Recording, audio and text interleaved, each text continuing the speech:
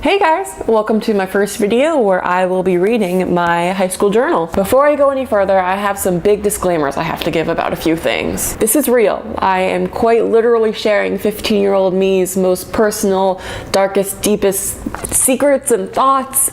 But luckily, I'm not the same person that I was back in 2010, 2011. I haven't read this in a while, but I know there are a lot of things that I might say in here that I'm not certainly proud of nowadays. But we can address more of that when we get there, but just a heads up, I sucked. Because this is real, I talk about real people that were in my life at the time.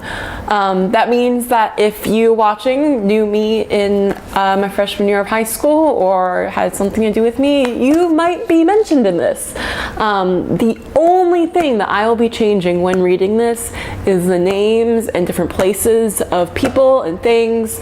My goal here is not to expose anyone, so I will be protecting those people's identities. Most importantly, this journal encapsulates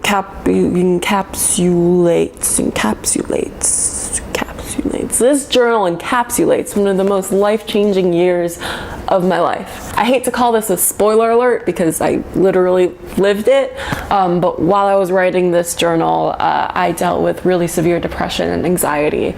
So while there are lots of silly, embarrassing, frivolous, does he like me not, and teenage angst in here, there is really awful feelings that I write about in here. So if talk about depression, anxiety, self-harm, eating disorders, suicide, all the stuff that goes along with that too, if any of that makes you uncomfortable or triggers you in any way, I really don't recommend watching this series, and I will see you in my next video. Okay, now that we're done with that, before we get started, a little bit of background of who I was when I was writing this. This is between 2010, 2011. I was a freshman in high school and I only cared about three things: the Beatles, quoting Catcher in the Rye, and fulfilling the never-ending quest to get everyone around me to love me unconditionally, no matter what I said, no matter what I did. I just really wanted everyone to love me no matter what, and oh my god, if they didn't love me, it broke me inside.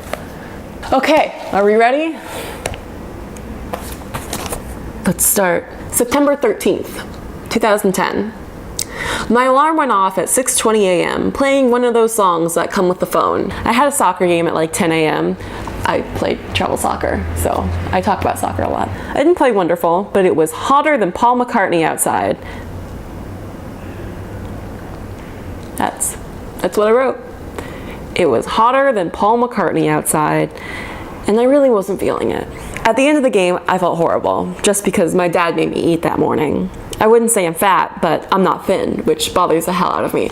Catcher in the Rye. I don't eat breakfast or lunch usually, just because I'm trying to slim down. I'm not anorexic or anything, just trying to slim down. So I went home, took a shower, did nothing for the rest of the day.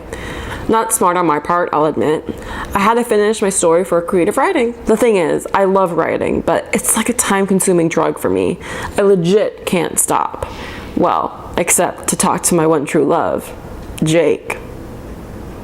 That's where my love life becomes a little complicated. I met him online through a Beatles thing, and yeah, I'm in love. It's not like I'm being stalked though. Okay, so this is all true. I did meet Jake online through a Beatles thing, and I was always very defensive about that. I didn't tell anyone really about this because of this reason. I was very defensive about it because back in 2010, and still a little now, but especially back in 2010, Facebook, the internet, social media was still new-ish, and it was very, oh my god, don't talk to strangers online. That's like the worst thing you can do. Don't give out personal information. Of course, you should still probably not do that. Don't give out personal information. Meanwhile, I'm reading my literal journal online and giving everything.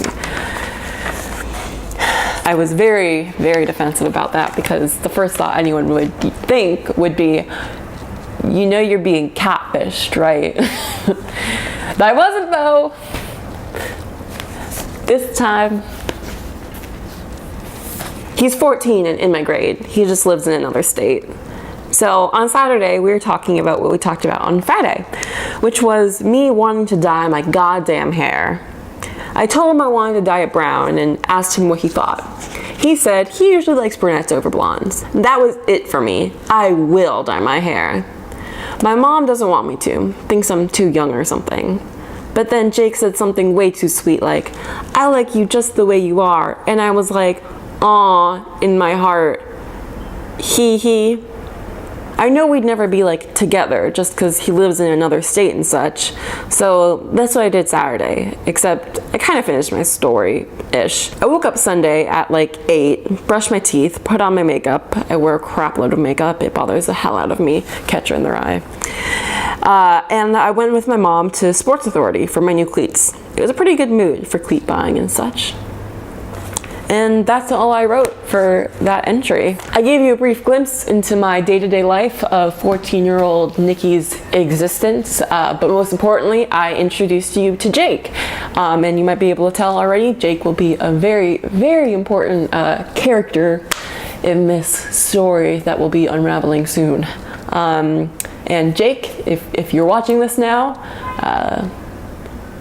surprise. It's not like I'm being stalked. Did the lights just go out or something? I wouldn't say I'm fat, but I'm not thin, which things that I say in here.